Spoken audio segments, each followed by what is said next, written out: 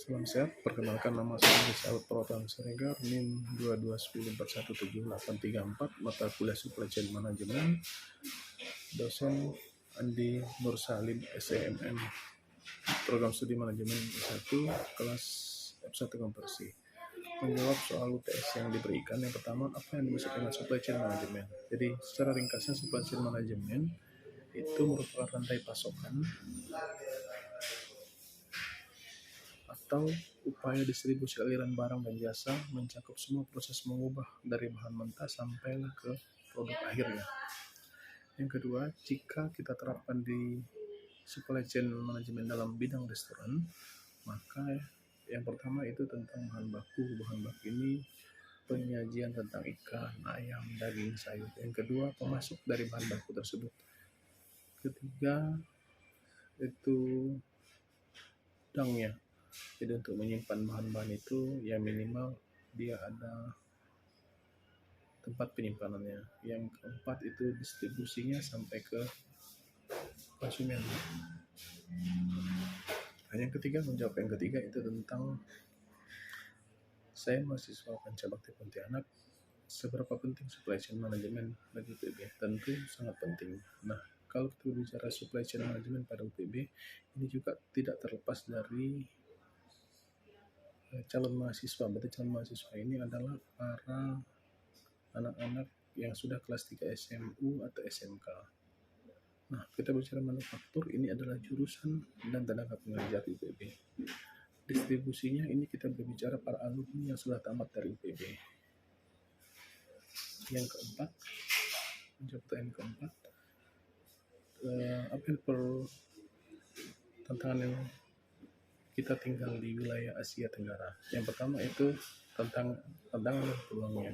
Tantangannya, tingkat kematangan perkembangan negara Asia Tenggara ini sangat berbeda, tentu membutuhkan tantangan yang sangat luar biasa juga.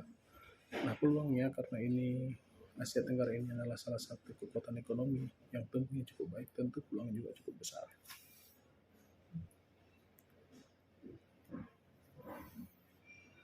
Terus kenapa diperlukannya otomatisasi? Ya sangat diperlukan karena untuk menghilangkan atau penyampaian barang itu secara tepat dan berguna dengan hal yang baik.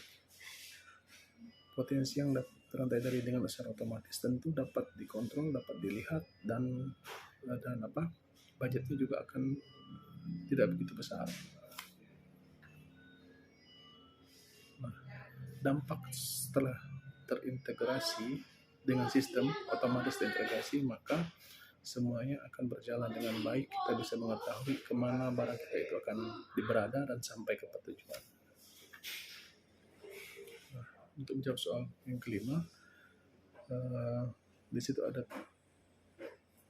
3 video yang saya temukan. Yang pertama itu Profesor Nyoman Punjawa yang menerapkan tentang distribusi mulai terciptanya produk sampai ke konsumen dan menjadi pasokan air tersebut. Yang kedua, Andi Wahyu Setiawan dan Wawan Diatmiko berbicara tentang mediasi jaringan pada SCM. Yang ketiga itu Oktori Muhammad Firdaus berbicara tentang pengertian supply chain management.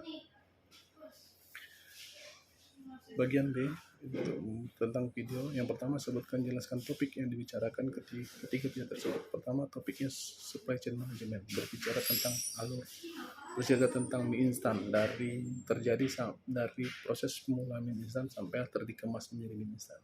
Yang kedua, video tersebut berbicara tentang topiknya pengukuran kinerja supply chain manajemen. Yang ketiga, persaingan pasar membuat perusahaan harus memiliki diferensiasi atau cara untuk tetap eksis. Nah, dari ketiga itu ada 3 pembicara. Yang pertama, Oktori Muhammad Firdaus, kedua Keiko Kana, dan ketiga Nyoman Punjawa.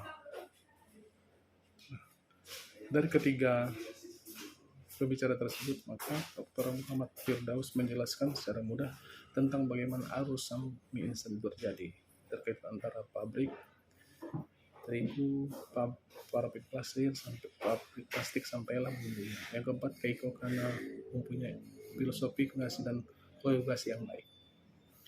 Tentu manfaat setelah kita mempelajari itu bahwa kita semakin tahu bahwa sebenarnya supply chain management itu sudah terjadi cukup lama tanpa kita sadari bahwa itu sudah saling berkaitan di dunia ini. Jadi supply chain management itu bukan hal yang baru bagi dunia ini.